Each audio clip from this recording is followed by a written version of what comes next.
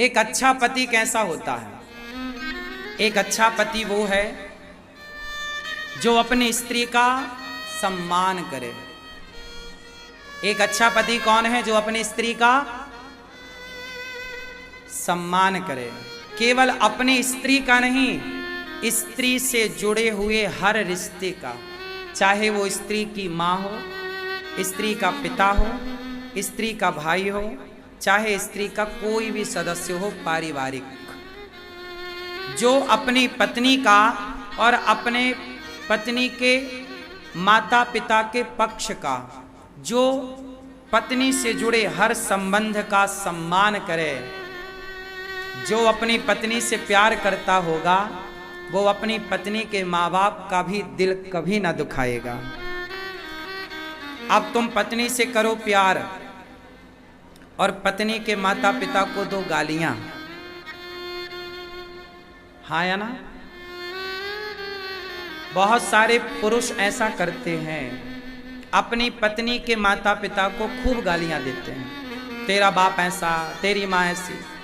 सोचो कोई हमें कहने लग जाए कि तेरा बाप ऐसा, तुम्हारा बाप ऐसा, तुम्हारी माँ ऐसी। देखो, मेरी पत्नी मेरी माँ के लिए जब कुछ बोलती है, मेरी पत्नी मेरे पिता के लिए जब कुछ बोलती है तो मुझे बुरा लगता है, लेकिन जब वो मेरे माँ बाप के लिए अच्छा बोलती है मुझे अच्छा लगता है।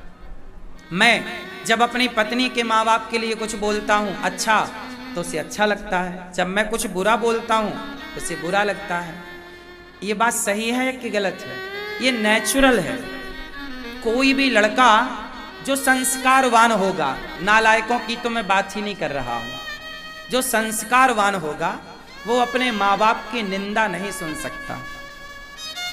मैं अपने माता पिता की निंदा नहीं करता और निंदा नहीं सुनता। आप अपने माँ बाप की निंदा सुनते हो? आप अपने माँ बाप की निंदा सुनते हो? जब पुरुष, आप में से कितने पुरुष हैं जो अपने माँ बाप की निंदा सुनते हैं? कितने हैं जो नहीं सुनना चाहते और नहीं सुनते? जो नहीं सुनते, नहीं सुनना चाहते, वो हाथ उठाएं। नहीं, जब आप अपने माँ बाप की निंदा नहीं सुनना चाहते तो फिर ये स्त्रियां हैं, क्या ये अपने माँ बाप की निंदा सुनना चाहेंगी? नहीं। तो कितनी स्त्रियां अपने माँ बाप की निंदा सुनना नहीं चाहती? कितनी स्त्रियां अपने माता पिता की निंदा सुनना नहीं चाहती? कौन कौन नहीं चाहती? आप सुनना चाहती हैं? तो हाथ काहे नहीं उठा रही हो मेरी मां? इसका मतलब ये है कि पुरुष वर्ग को स्त्री के माता पिता का भी सम्मान करना चाहिए। सही है कि गलत है? तो अच्छा पति जो होगा वो अपनी पत्नी का और अपने पत्नी के माता पिता का सम्मान करेगा, पहला। दूसरा लक्षण, जो एक अच्छा पति होगा वो कभी अपनी पत्नी से जीतने की कोशिश ना करेगा। जैसे कभी पति पत्नी की लड़ाई होती है तो कई बार गलती किसकी होती? देखो, पति पत्नी की लड़ाई में गलती किसकी है मैटर नहीं करता। जो अच्छा पति है वो अपनी ओर से गलती है तो नहीं है तो सॉरी कह देता, कोई बात नहीं।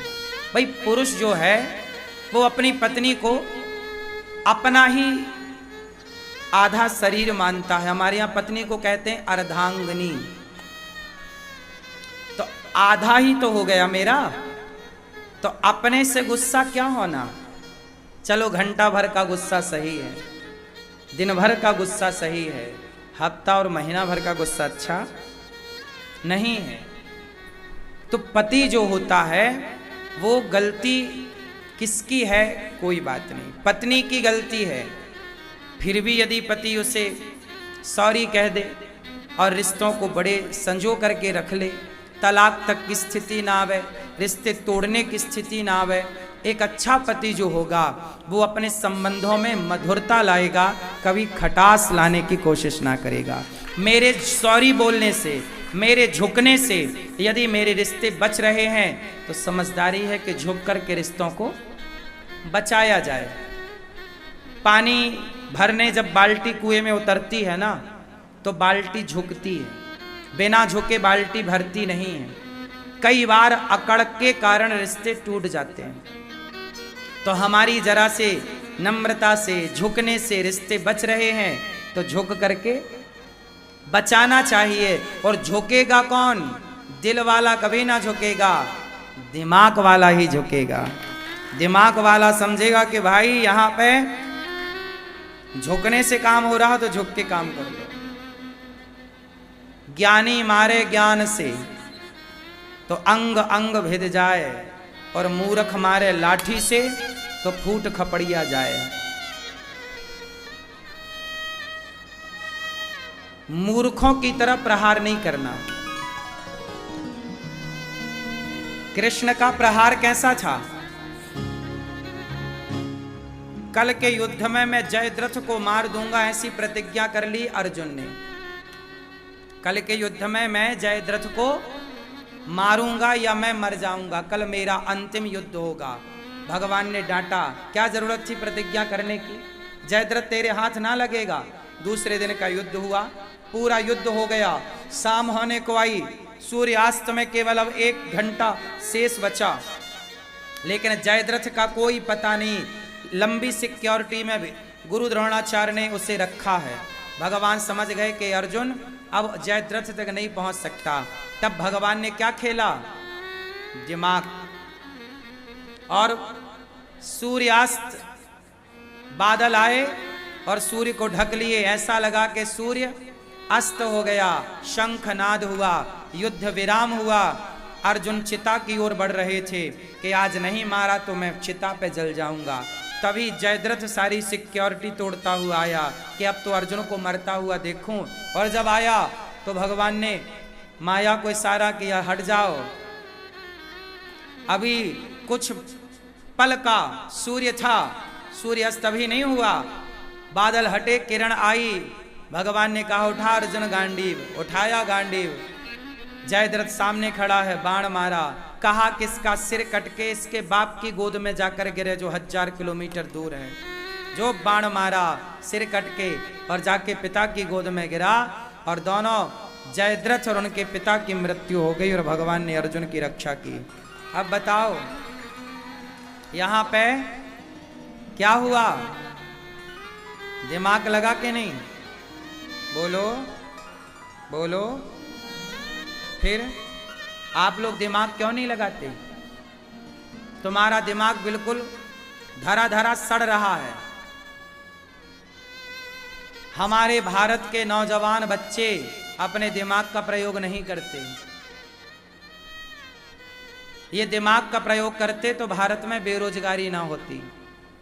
आज हमारे यहां, आज अमेरिका, जापान, ये दिमाग से तो आगे बढ़ रहे हैं। बोलो, अमेरिका, जापान दिमाग से आगे बढ़ रहे हैं, और हमारे भारत के बच्चे अभी दिल लगी में परेशान हैं। ये तुम्हारा दिल लेके डूबेगा तुम्हें। इसलिए दिल में केवल कृष्ण की जगह हो, बाकी संसार के हर रिश्ते, हर काम को दिमाग से चलाओ, भगवान में दिमाग ना लगाना। लेकिन आज उल्टा कर रहे हैं। आज लोग दिमाग कहाँ लगा रहे हैं? भगवान में। लोग कहते हैं भगवान है तो दिखते क्यों नहीं? लगा रहा है दिमाग। पागल, भगवान में दिमाग ना लगा। भगवान को मान ले श्रद्धा से, स्वीकार कर कृष्ण को श्रद्धा से, कृष्ण कृष्ण का जाप कर श्रद्धा से। कृष्ण में दिमाग ना लगा। कुछ लोग कहते हैं कृष्ण ने 16,108 ब्याह क्यों किया? अरे कृष्ण में दिमाग ना लगाओ, कृष्ण में दिल लगाओ। क्यों? क्योंकि दिमाग लगाओगे तो रावण जैसा दिमागदार, बताओ तुम्हारे पास ज्यादा दिमाग है कि रावण के पास ज्यादा है?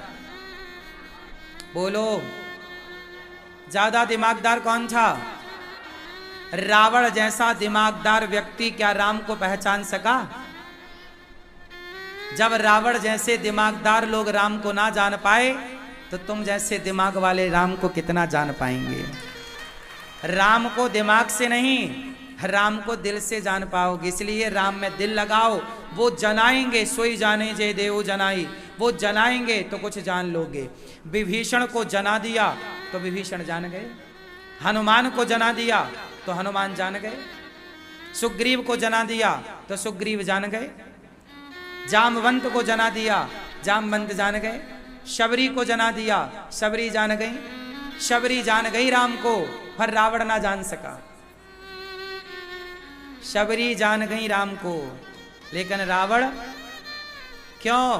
क्योंकि रावण ने दिमाग लगाया और शबरी ने दिल लगाया। शबरी ने दिल लगाया और रावण ने, हाँ, दिमाग लगाओ परिवार में, दिमाग लगाओ व्यापार में, भगवान में दिमाग नहीं, भगवान में दिल लगाओ। लेकिन आप लोग दिमाग से भगवान को जानना चाहते हैं। ईश्वर अतर्क है, राम अतर्क है। जो तर्क से परे है उसे तर्क से क्या जानोगे? ईश्वर श्रद्धा का विषय है, संदेह का विषय नहीं। दिल का विषय है, दिमाग का विषय नहीं।